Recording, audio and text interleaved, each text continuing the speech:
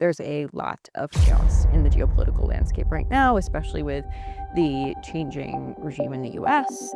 So the ability and just the changing nature of AI right now makes it so difficult and unstable to kind of keep up with existing dynamics. The more unstable the geopolitics is, the more everybody will become more paranoid. Today, your neighbor is your friend. Tomorrow, it might be your foe. It's been fascinating to see how effective they've been able to be with deepfakes.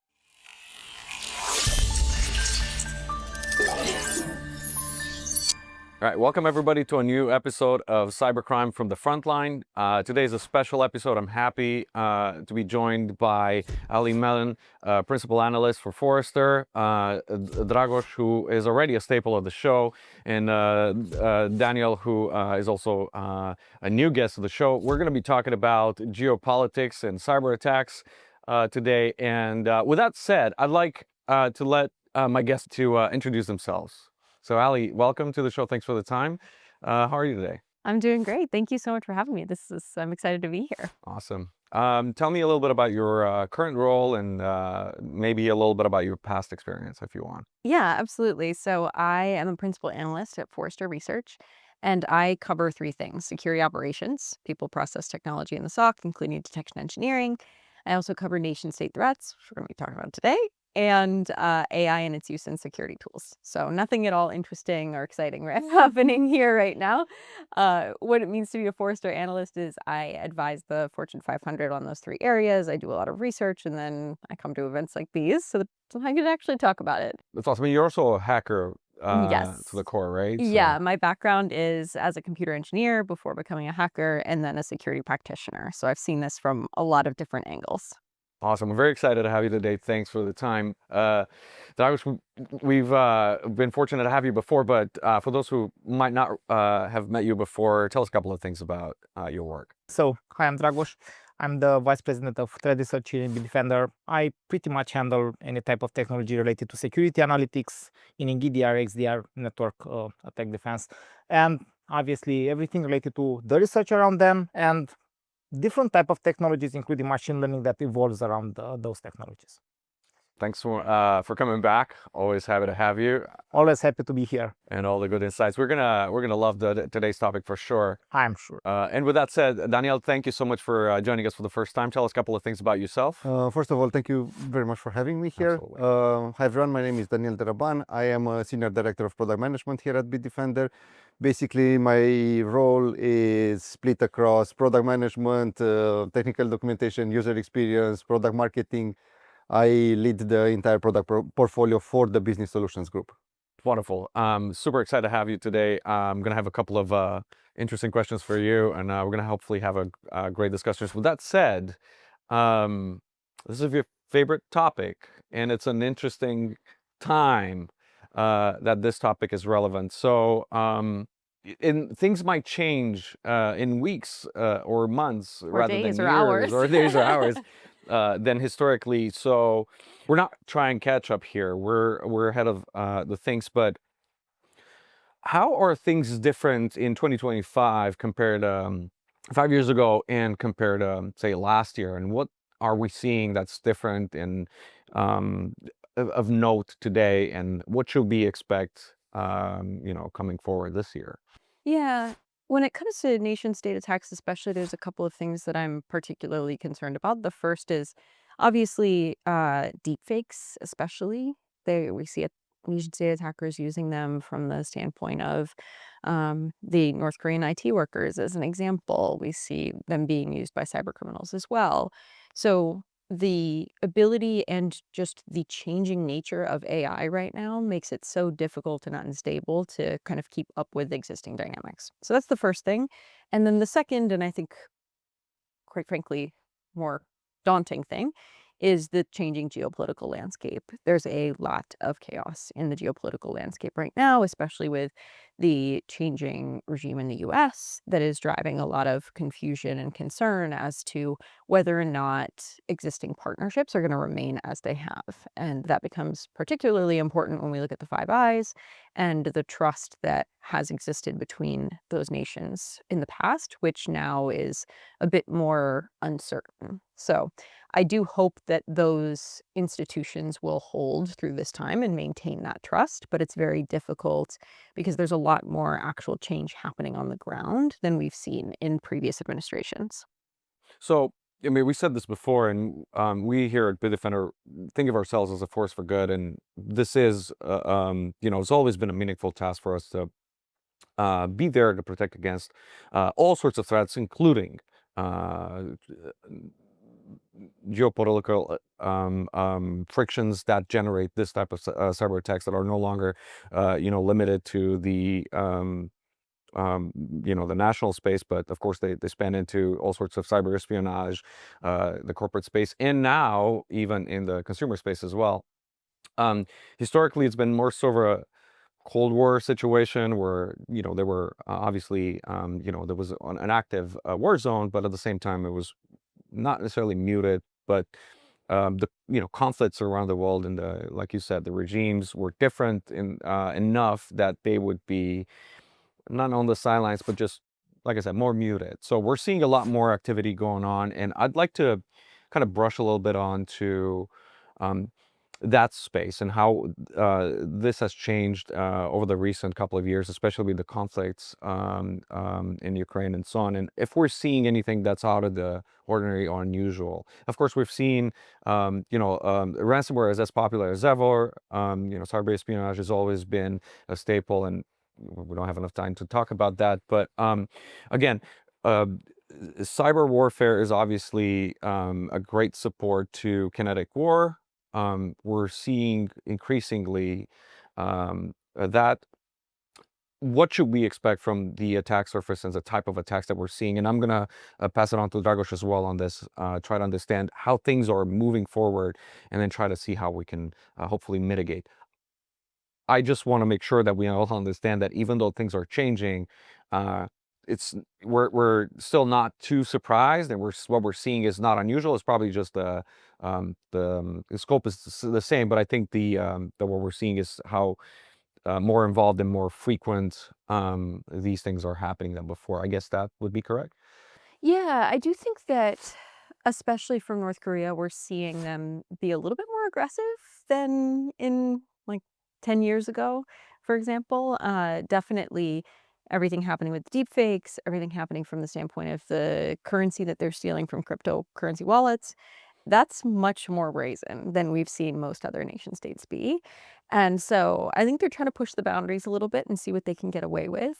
They are obviously an edge case. They are much less engaged with the international order than even Russia, as an example. So I do think that from the standpoint of some of these nations that are more in the middle or closer to the middle, espionage is a continued an important part of what they do, but it's also a lot of pre-positioning happening right now and looking for areas of entry where they can sit, establish operations, and just wait until a potential conflict and until they potentially need to use either that information or that access.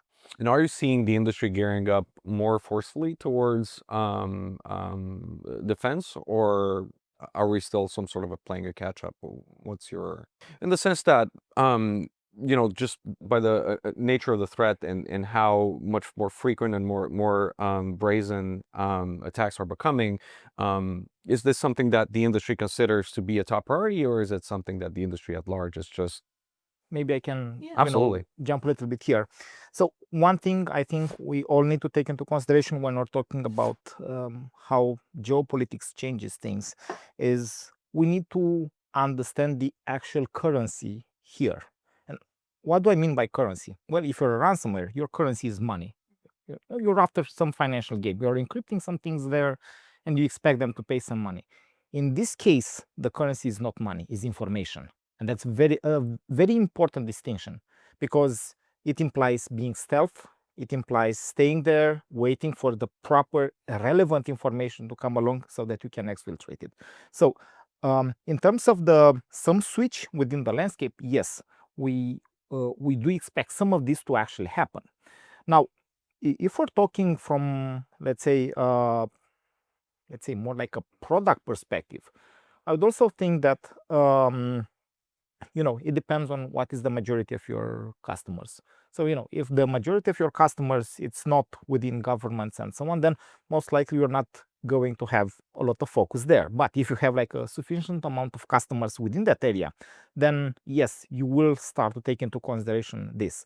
So from a technology standpoint, let's say you'll not necessarily stay focused on looking into ransomware, looking into different things that are going to focus on extracting money, ransomware miners, anything that will lead to this, and start focusing more on data exfiltration, because this will be a clear indicator. And by the way, the more unstable the geopolitics is, the more everybody, and when I say everybody, I kind of refer to every state, will become more paranoid. Today, your neighbor is your friend. Tomorrow, it might be your foe. You don't know. You need to look into all of everybody. So you need to start monitoring them. You need to try to understand what they are doing. This means information. This means being able to launch a stealth attack, wait there. So, the type of the attacks are going to change. Being stealth longer usually implies leaving off the land tools. So something that you're not, nobody will feel like they are suspicious, but you're still going to use them there. You're not going to, try to encrypt some things there, gain some money. No, that's not going to be relevant. It's going to be more relevant to be able to find out that piece of information that could strategically provide you some additional data that you can exfiltrate so that you can better prepare for this. And we've seen this. We've seen this in several cases.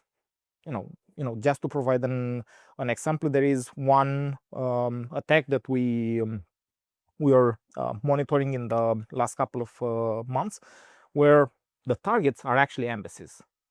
So they are, targeting an embassy.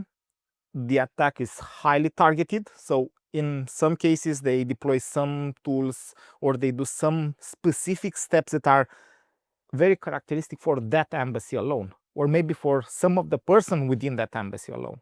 And the whole purpose is not to do anything damaging there. The whole purpose is to try to find some relevant documents out there and try to exfiltrate them.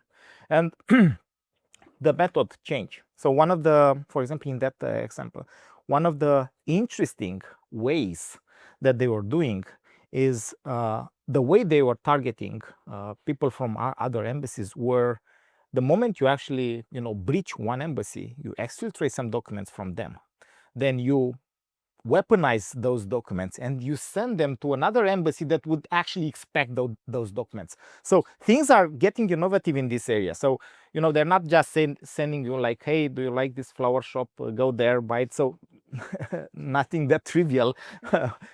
They would actually send you something that you expect to receive. So I assume cables between embassies with the regular communications. Yes. Somebody should understand the... So assuming I breach, let's say, embassy A, let's put it like this, I'm not just going to extract some information from there. Usually what I am going to do is stay a little bit longer and understand flows and procedures.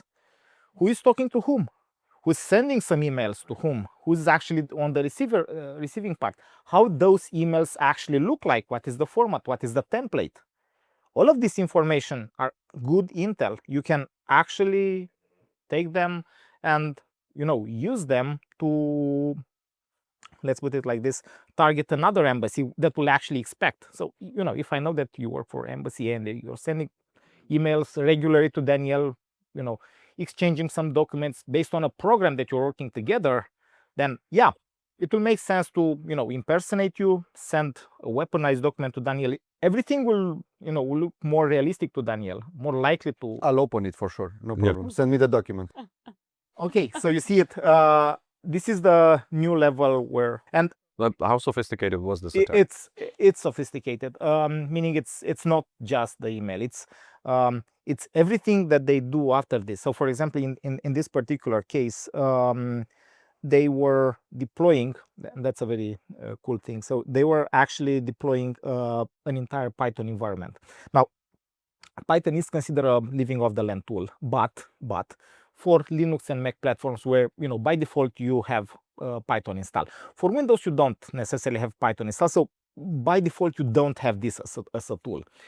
However, from a security standpoint, if you know that a specific tool like a programming language is not installed, it's maybe like a very small percentage of your user base, like I don't know, less than 1%, it's likely that you're not actually going to bother to provide additional or more complex technology to deobfuscate a Python file and so on.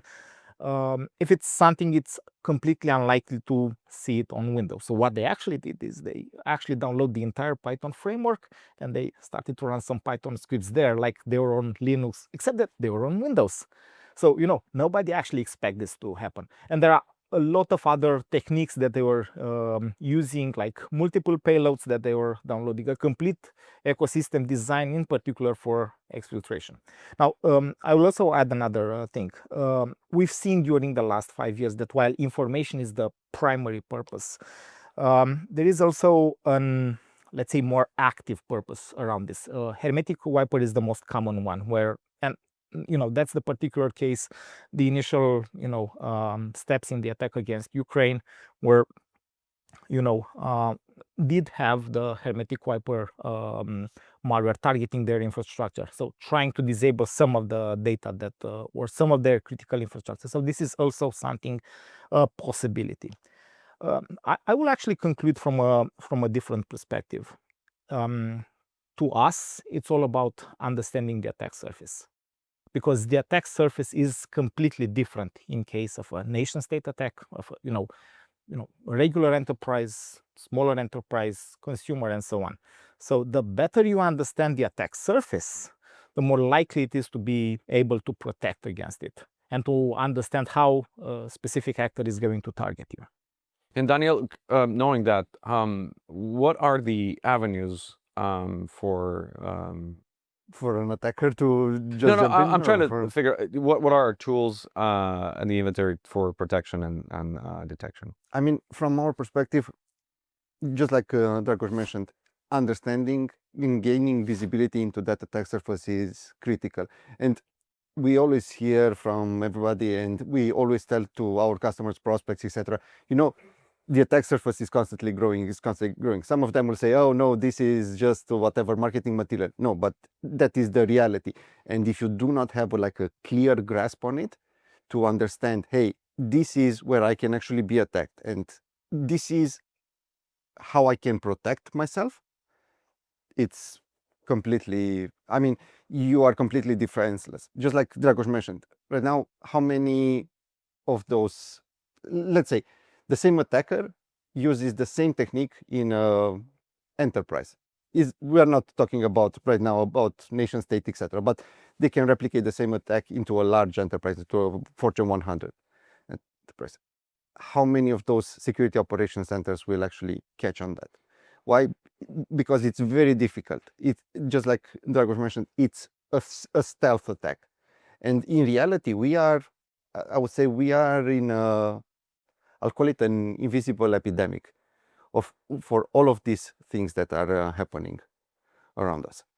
So, Ali, knowing the political changes and the challenges that alliances have been facing over the last few months, information sharing is at the core of protecting the attack surface and making sure that the industry collaborates to protect against these attacks. What are you seeing, and what's your take on these new changes and new challenges? Intel sharing is incredibly important. It's always been incredibly important, but it is actually quite difficult to do well, especially once you kind of go beyond typical IOCs and into indicators of behavior, indicators of attack. It's definitely raised the importance of that, especially from the enterprise side of things.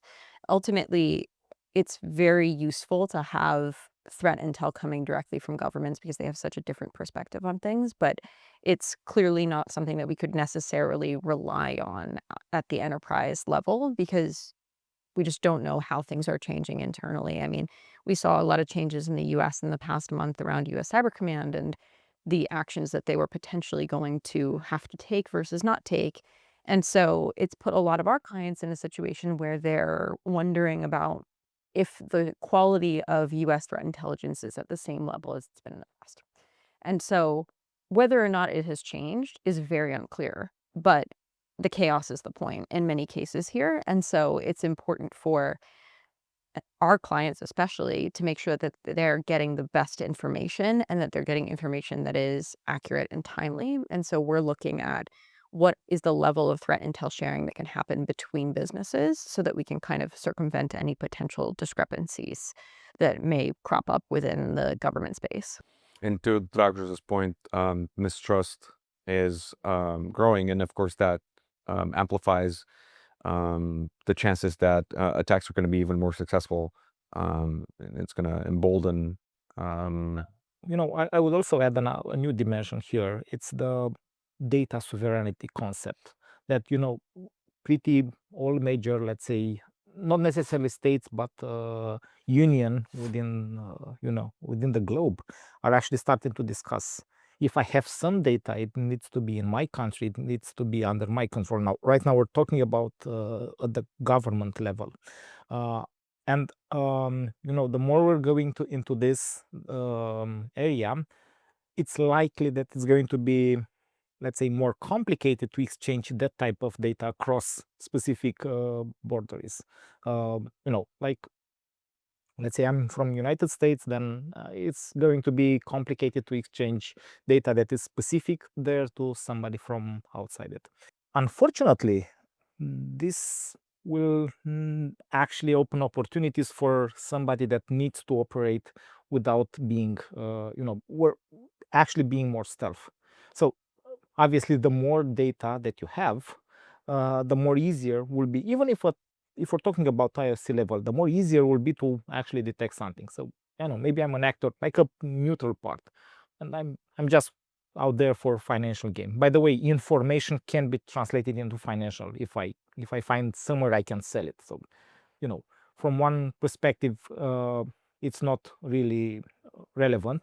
And another cool thing that we actually observe is that there seems to be some hacker groups that started to work like mercenaries. Hey, if you want me to hack somebody, it's going to cost you like this. I don't actually care if you're that country or that country. I don't have a particular affiliation. I'm just going to do it, provide you that information based on the cost. Most of this will actually work because assuming I'm, let's say targeting, and let's speak generally, targeting state A, I'm, getting some data from there. They do, after analyzing my, my attack, they do manage to create some IOCs, but they don't share. So pretty much what this translates into, I'm going to target state B, and because they never shared, it's going to allow me to use pretty much the same, let's say, pattern of attack, because they don't know exactly how to protect this. Keep in mind that attackers are likely to use similar patterns that they try and were successful, because they will rely on the determinist of the situation. So if you have something that works there, the same, let's say, security solution, the same similar setup, it's likely to work in the same manner here, as long as there is no data exchange, something that's going to allow them to prepare.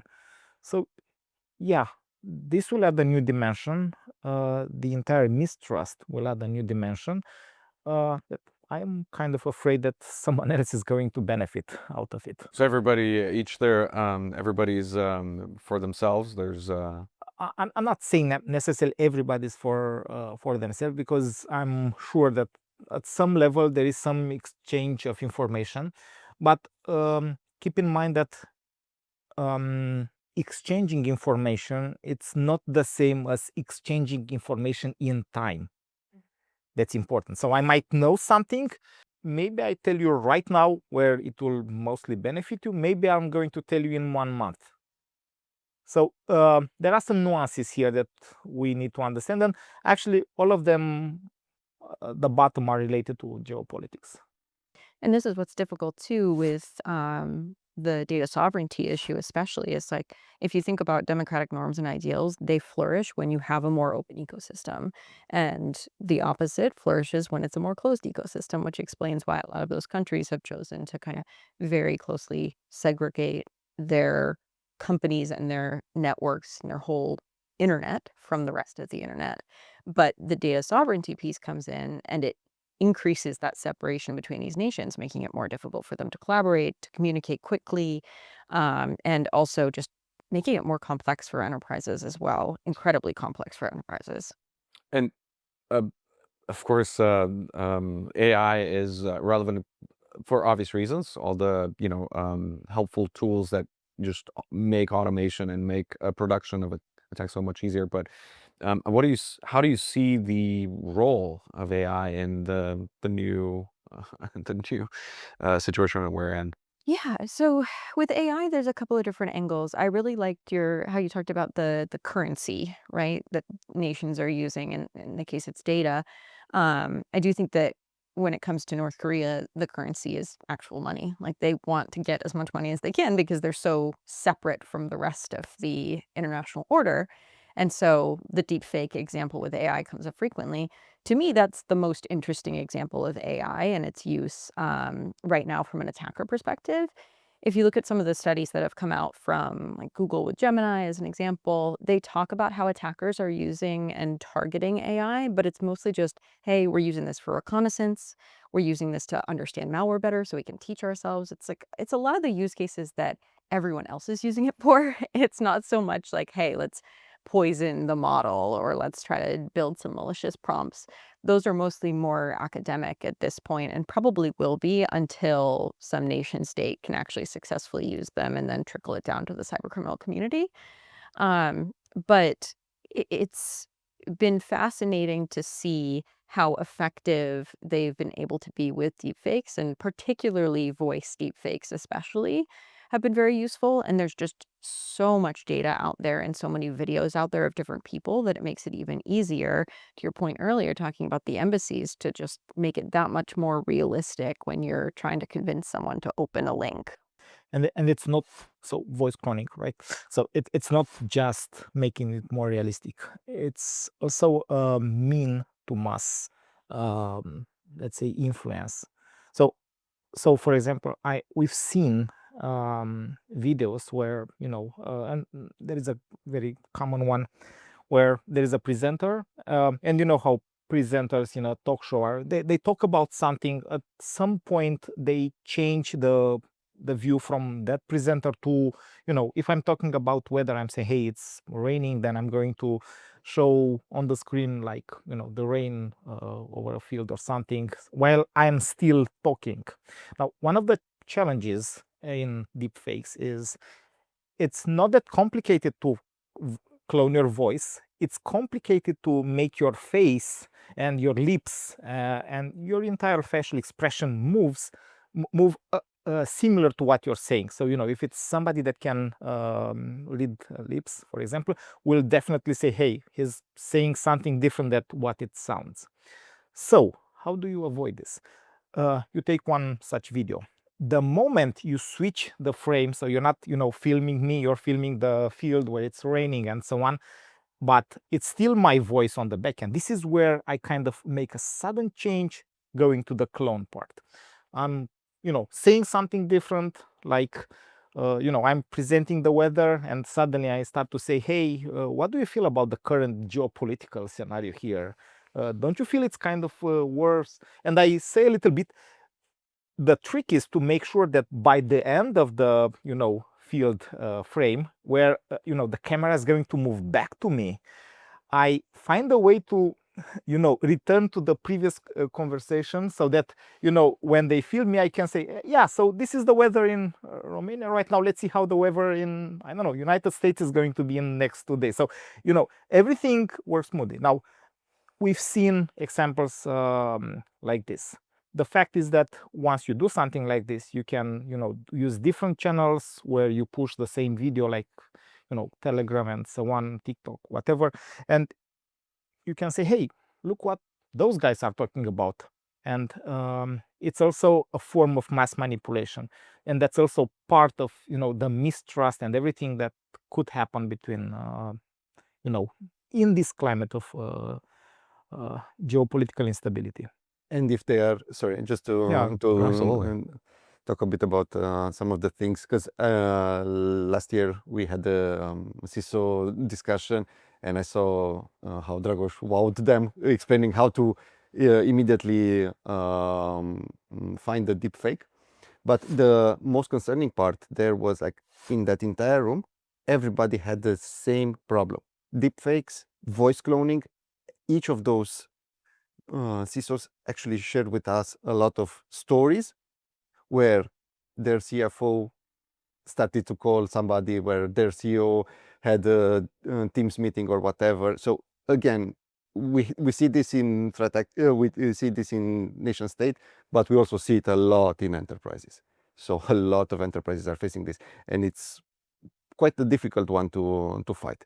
That was the bottom line conclusion from that entire panel that we had. The main problem here is that I don't think any of these organizations have the proper procedure in place to validate this. A lot of them, still work on, hey, if my boss said I need to do this, I'm going to do this. Normally, some clear procedure will have to happen. Like, even if, my boss says, hey, buy this, I will say, yeah, you need to send me an email. Somebody from financial should validate. We need to have like the email should be signed with your key, the same from the financial with also your key. And and while this will add some bureaucracy to the process, obviously, it might be, the initial solution to, not falling for this type of tricks. I mean, it might be even more, much more easier when it comes to information rather than financial, because I know that's a lot of the examples are related to sums of money or something that has monetary value directly. But maybe more so people are going to be even more motivated to just share information, talking about exfiltration to that point. And I believe just looking at the advancements that we're seeing with the new models, deepfakes are obviously progressing at a rate that is surprising. Yeah, I do think that it makes me feel better that it is more of a process and people problem than it is necessarily like, oh, we have to be doing very high quality deepfake detection, because it's so difficult to stay a step ahead of that. So if we can put those processes in place, even though they can be cumbersome, that's especially for money and exchanging large sums of money. But at the same time, it's like, if the CEO is calling you and says, you need to send me that right now or you're going to be fired, you may be like, okay, I got to skip these procedures today. I mean, it's a difficult market. I'm going to go on a limb and assume that, compared to previous years where maybe job stability was a little more of a given, today is much less so with a slower market. And probably people feel that we're more compelled to be very responsive to a potential request. So, and that with the improvement of the quality of the deep fakes, it's just, it's a match made in heaven for whoever wants to peruse that. So 1 second then. So, however, Ellie, on the other hand, if you do exactly what your fake boss says and you deliver some millions somewhere, you might get fired anyway. Your real boss is gonna be from the real boss, you never know. It's very true. So it's a gamble there. Some mad boss somewhere.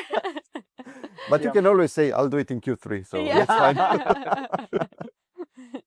Yeah, we're joking about this, but the problem is real, and it's going to require a lot of changes in terms how organizations actually work. Yeah, and I'd like to discuss potential recommendations as a light brush on that, if you want to share some of the insights on that. On the deepfakes and voice cloning, and I think just like Ellie mentioned, it's more of a process part, but the overall attack surface, I think that is where a lot of companies need to focus on figuring out what actually makes sense and start being proactive. I know everybody's going to hate me now saying proactive, but all of my work is reactive. I don't have time for proactivity. And unfortunately, that's the reality that we are also seeing with a lot of the enterprises and with a lot of the organizations that I talk with.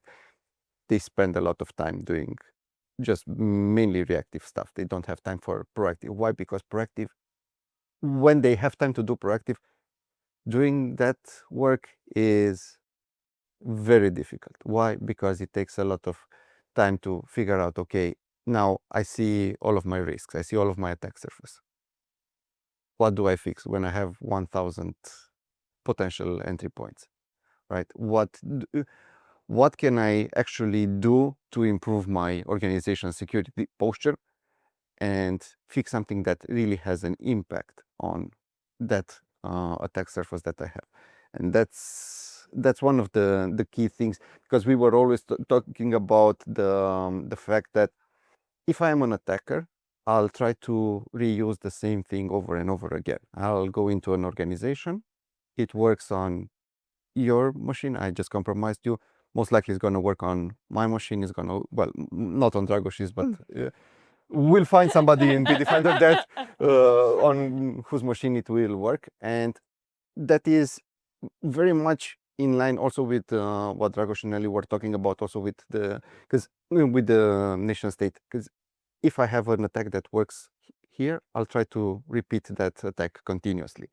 And it's also something that I would say kind of perpetuated within the industry, the fact that majority of the protection that is, I wouldn't call it a one-size-fits-all, but you are trying to make things as easy for the security team in terms of maintaining various security policies, etc.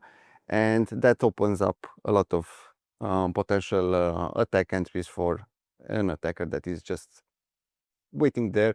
And as Dragos mentioned, he's going to come in stealthily and then just reuse the same thing over and over again. Why? Because the same protection is in. And to Daniel's point, the information goes both ways. And let me try to explain it in a different way. The moment each security solution provides only one set of detection at a given point of time for everybody, that everybody also includes the bad guys, meaning that they can adjust, they can reevaluate, and so on. So maybe this is something every security vendor should think about. If you're providing the same thing for them, they could adjust, but you don't know who they are, so you cannot adjust to them. So you're actually providing them, let's say, an advantage here. Now, if somehow you are able to provide different security solution based on how your customers behave, based on their need, tailored to their proper requirements, this is not something an attacker can actually anticipate. So you're going to put him into the same scenario as you are. You don't know what you don't know what he's doing. He doesn't know what you're doing. Right now, it's not this. Right now, you don't know what the attacker is doing, but the attacker has all of the means necessary to take your product, disassembly, understand how you're actually functioning. So he starts the attack with a plus. He knows a couple of things about you. You don't know a couple of things about him. And this is one type of balance that should actually change in the future. I agree with that. And I think there's another piece to it too, which is really important, which is that I am seeing more practitioners talk about alert volume than I have in years. And it's very, very shocking and frustrating. I think part of it is also because there's a lot of vendors that are pushing detection engineering now, which is great, but it means that a lot of those detections aren't tailored. And so to your point, we need more focus and tailored detections that are actually built for that use case, because we're also going to hamstring ourselves by having all of these alerts that are not actually adding a lot of value for the practitioner. And I'm worried that that's where we're getting, potentially because of the shift to the cloud as well, and a lot of the detection that's happening there too. I mean, it's always been a challenge. Some customers really wanted the verbose, just give me all the stuff and I'll deal with it, kind of alerts. It's gotten but then it's worse. not practical. It's not practical. But at the Why? same time, we're in the golden age of early stage of golden age of AI. So I want to bet that there are solutions that are going to be built around more powerful models that are going to hopefully simplify the process and Here's my problem with that. yes, please. If you look at a lot of the tools that are have AI in them right now, especially generative AI, they have this thing in the corner for everything they generate that is a thumbs up or a thumbs down. And that is something that the user has to give feedback on to say, is this right or is this wrong? That is just a new type of false positive that practitioners have to deal with, because they're now the ones telling the vendor, hey, is this doing a good job or a bad job? And so I'm kind of worried that it's like you're getting it from the standpoint of detection, false positives. Now you're getting it from response or investigation, false positives, and you have to do even more. And it's all under this guise of like AI is going to change everything for us.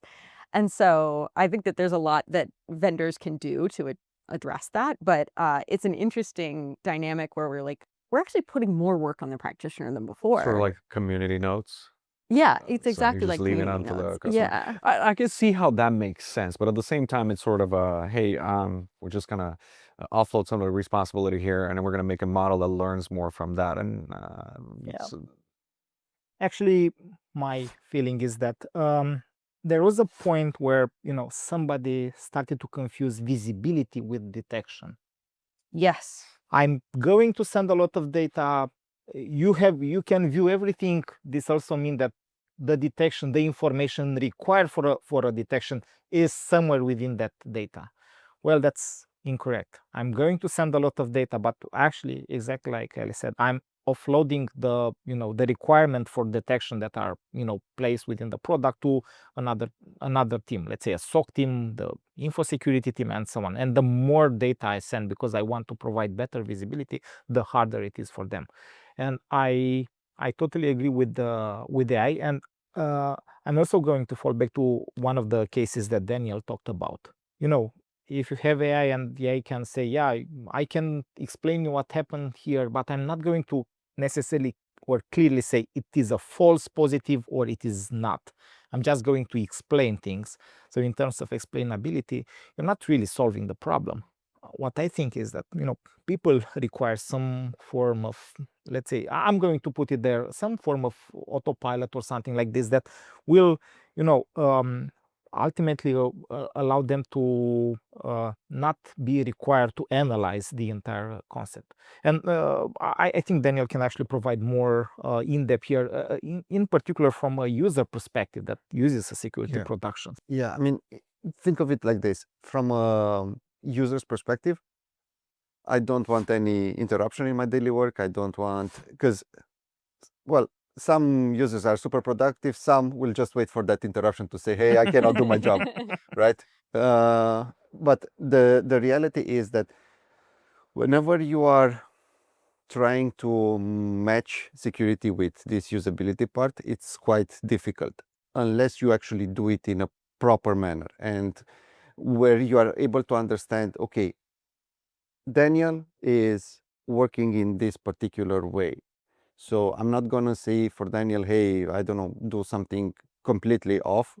But at the same time, because I know that Daniel is working in this way, the rest of the things that Daniel has on his machines or whatever, which are potential attack vectors, I can reduce. I can just seal them off and say, okay, now Daniel's productivity is not actually affected. He's doing his work. Everything else is already sealed. So when an attacker, if I get compromised, the worst thing that the attacker can do is basically do my job, right? Hopefully, yeah. But again, this is one aspect. And then you have a different part around the fact that we keep saying everybody within the organization, and both in this session and all the time we say everybody is unique. The biggest problem that the industry has is that it cannot provide unique security for everybody, right? Now, one of the key things, and this was, I'm looking at Dragos, and Dragos says challenge accepted. Accepted. He accepted the challenge a while ago, and yeah, this is one of the key things that we are also working on, trying to provide this actually very soon. So there's a solution coming for. Yes. Okay. Anything you can. I won't transform this into a product Because or it's whatever. not. No, I'd like a sense of what's coming. I'll explain a bit. I'm the technical guys, and I can definitely talk about this, but if I'm here with the product guy, I'm going to allow him to talk, so that I have no responsibility in saying anything. There are two things that we focus on. One is reducing that attack surface. So attack surface reduction is key for us. And not only reducing the attack surface, but hardening those environments. Why? Because it makes a lot of sense to just have, as I said, if I am able to seal off as much as possible without affecting usability, productivity, etc., then I can actually make sure that whatever an attacker tried and managed to compromise me won't work on a different machine or on a different profile. And basically, all of this needs to be done proactively. As I said in the beginning, when everybody hears proactive, is like, yeah, I don't have time for proactive. You don't have to have time for proactive. We understand this. We understand that it's not something that you want to deal with because you don't have the cycles to deal with. So for us, it was very important to have this done also in an automatic way. So having this like an autopilot that does it for you. And it doesn't do it blindly. It doesn't like, okay, I'll just stop something. No, I'll stop something because it's not used. It hasn't been used. It's something that an attacker can leverage. Let me reduce that attack surface. Let me do like proactive hardening and attack surface reduction, which luckily spells out as phaser, but yeah. Cool. Awesome. All right, that's enough of a leak right there. Thank you. Yeah. So I'm not a fan of blaming the victim in no way, shape, or form. So just to continue, one of the things that Daniel said, why, and you just need to ask this, why an attacker is usually, when they are targeting an enterprise, one of their, let's say, preferred victim is somebody from the C-level stuff. Why this? Because if you're a C-level stuff, most likely you have access. That's a very important thing. So if you're after information, well, landing on somebody from the C-level, that laptops will most likely provide you access. The real question is, do you actually need that access to function as a C-level, or do you just have it as some form of ego or something that, hey, I'm the C-level, I need to have access here? When chances are that's a high probability. Chances are you don't need it. Yeah. You're not using it, that action. You maybe have,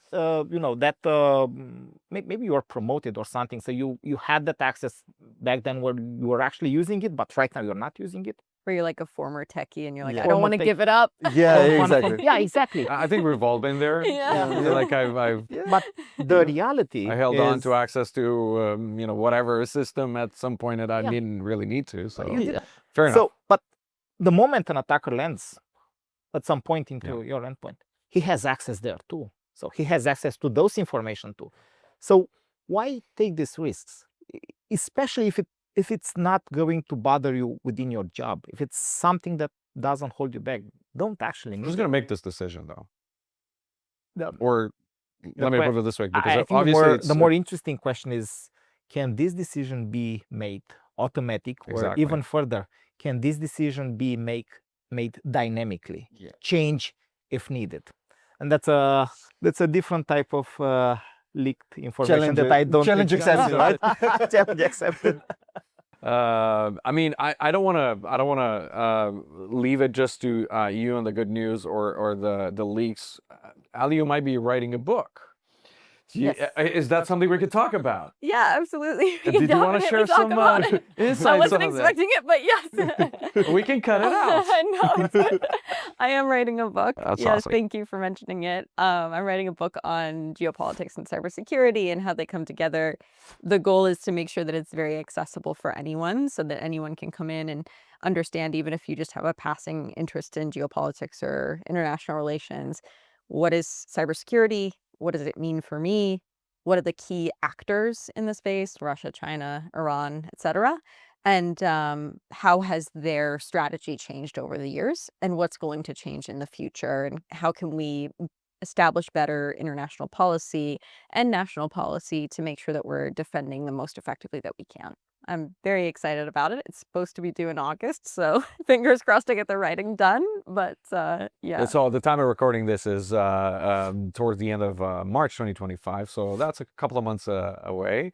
We're definitely looking forward to that. But and to that effect, I'd like to, maybe you can spell some of the beans or give us some of the wisdom that comes out of that. So we're trying to keep the conversation accessible to whoever is new to the subject, as well as interesting to whomever's a specialist in the field. So anything that you can share that's some of the insights in the book without giving too many spoilers. Yeah, there's a lot of former art on this that has gone into, like, here's why cyber war won't happen and things like that, that I'm drawing inspiration from. But what I really want to get into is, okay, for each of these countries, how has their cyber strategy been shaped by the way that they've chosen to adopt the internet, by their history going back like 100, 150 years, because it is all so interrelated. And you can actually do a lot of prediction and understanding of the future of their choices with cyber attacks based on that. Everything is tied to the motivations and the goals of the nation state. And while that's changing because of a lot of the hybrid warfare that we're seeing, like in Ukraine as an example we talked about earlier, it is all very consistent with the nation's goals and the way that they see the future, and the way that they see them getting to a better place in the future. And so we'll be getting into that with Russia, with China, with Iran, with Israel, with the US, and with North Korea. So taking it from both sides of some of these actors that we typically, at least in the Western world, think of as threat actors, and some of the defenders, and seeing how have those strategies evolved, and also what does it mean more broadly that we're seeing this shift to things like digital sovereignty and a more closed ecosystem, which, to the conversation we had earlier, is not necessarily a good thing for democratic norms and institutions. And yet it's difficult to balance because you do have so much misinformation coming around that you have to control in some way.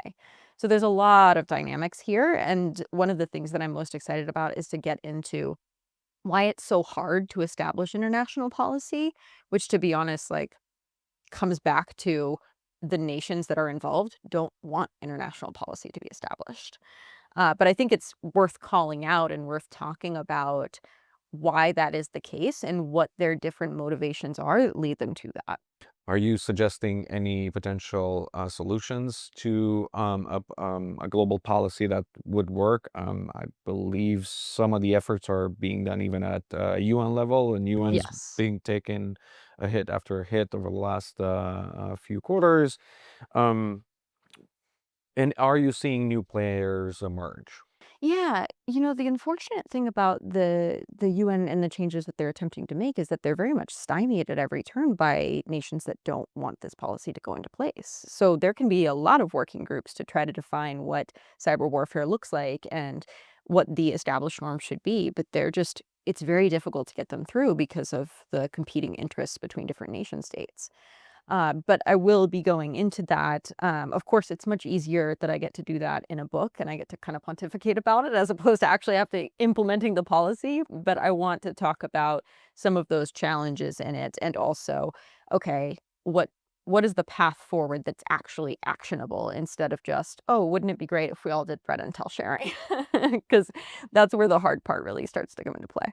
And that's exactly, that's exactly what I'm curious about personally as well, as we're members of the Tech Accord, for example, and how much of the efforts that we're doing through the Tech Accord as a collective group to influence policy, and how much of that is talking to a wall sometimes because of that, is not a pace that we like to see, given how the offensive space pace is, which is so much more aggressive. So um, having a snapshot is useful and good, but trying to find whatever solution and shortcut is even better. So I'm gonna revisit the previous question if you're seeing any new players emerge besides the old staples, the old guys. They're from the standpoint of trying to Nation forward policy states or who nation are states. coming up on the stage now. I think what's happening in India is especially interesting. India and Pakistan is very, very interesting right now.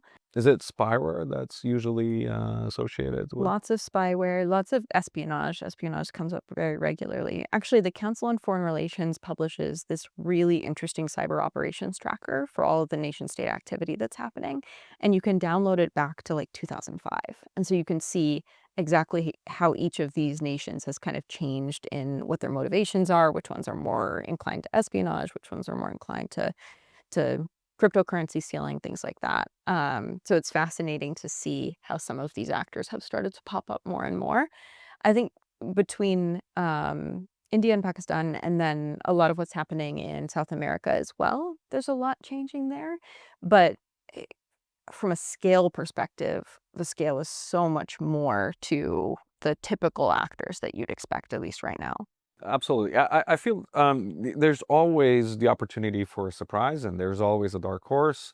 It's a space where anybody can come and claim a new move. So that's why I'm forever curious to see, besides the entrenched players, if there's something new coming up that could phase everybody. I really like the sound bites that you've given me today, all of you, and I appreciate that, because that's unexpected, to be fair, and I thank you for that.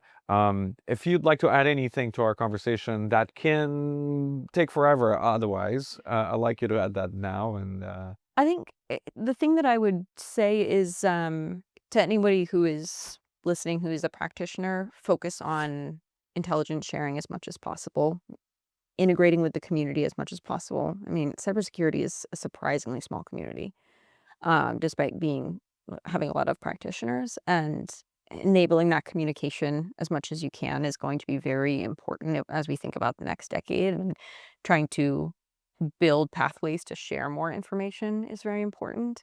And then when it comes to some of the emerging technologies that we talked about today, focus as much as you can on enabling the rest of the organization to understand the realities of the technology, where the potential pitfalls are, and to make sure that you have processes in place first that are future proof. So even as deepfakes get a lot better, you still have the processes in place to make sure that even if it's incredibly convincing, someone isn't going to go and send that $25 million.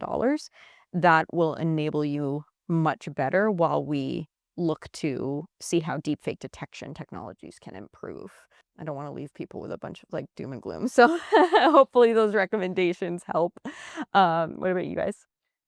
So I'm going to, end with some things that I kind of like, but from a technical perspective.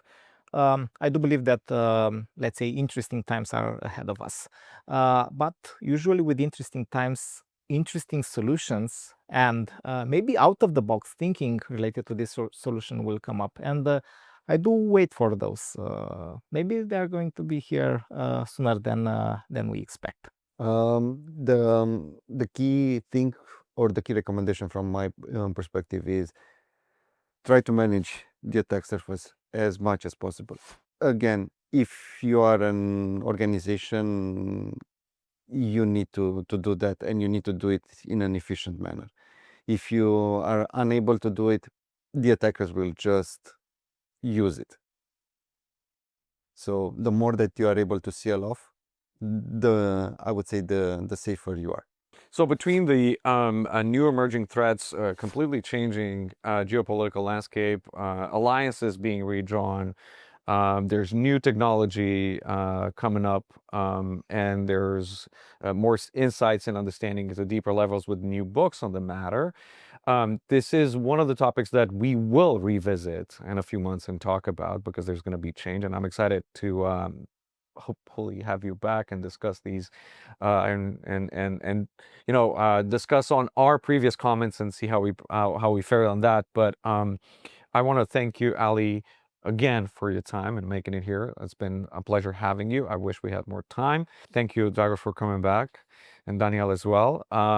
Until the next one, stay safe and see you soon.